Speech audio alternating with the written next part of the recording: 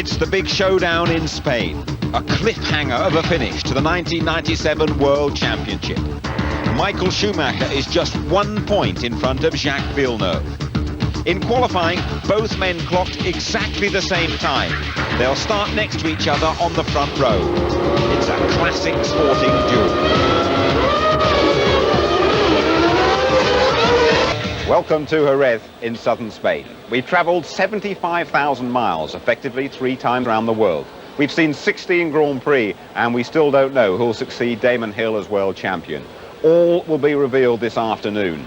So far, the big two have matched each other down to the last thousandth of a second. It was the most remarkable qualifying session of the year, and without doubt, the closest. Villeneuve was first out of the box and set the benchmark time. Then, incredibly, Michael Schumacher, despite a worrying but thankfully static yellow flag, equalled Jacques' time.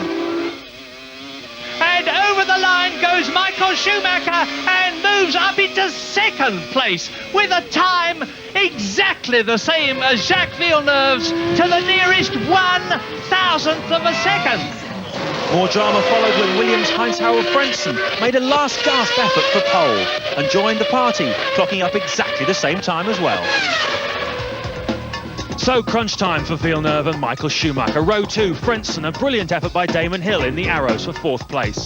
The two McLarens make up row 3. Row 4, Eddie Irvine, what can he do from back there? And Gerhard Berger in the Benetton. Row 5, Olivier Panis on the Bridgestones and Jean Alesi in the Benetton. Row 6, the two Stewarts, Magnussen and Barrichello. Then row 7, Pedro Diniz and Johnny Herbert in the Sauber. Row 8, Nakano and Ralf Schumacher, the Jordans, the only team on Goodyears to go for the hard tyres.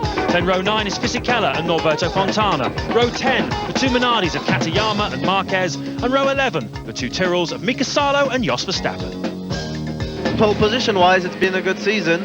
So that's been a good thing, but now what's important is to have a good start tomorrow. I've never seen it as close as that, all on the same time. Your heart must have been in your mouth.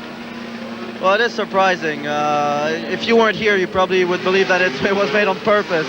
But it makes for a great last race.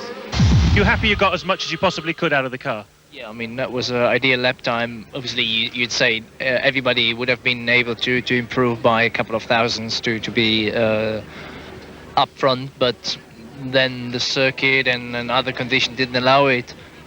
But it's perfect like it is for me, to be honest.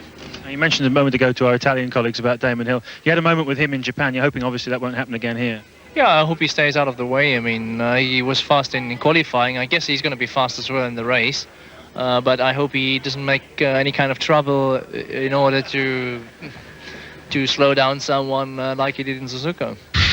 Frank told me I should go into the first row between Jacques and Michael, but it was not possible. You're 7th on the grid for the race tomorrow. How much help can you be from there? Well, unless I make an amazing start and Villeneuve makes a bad one, I get ahead of Villeneuve, very little. Never rule out Fast Eddie. It's absolutely unprecedented, though. 3 drivers clocking the identical time, and Schumacher, Villeneuve and Frentzen, the front 3 in the Drivers' Championship as well. Just to remind you how things stand going into the last Grand Prix, in case you missed it, Villeneuve, as we thought, lost the 2 points he scored in Japan when he raced under appeal. It really is winner takes all in that personal battle. Frentzen looking for 3rd ahead of Jean Alesi. By the way, if it does end up level, Villeneuve will be the champion because he has won more races.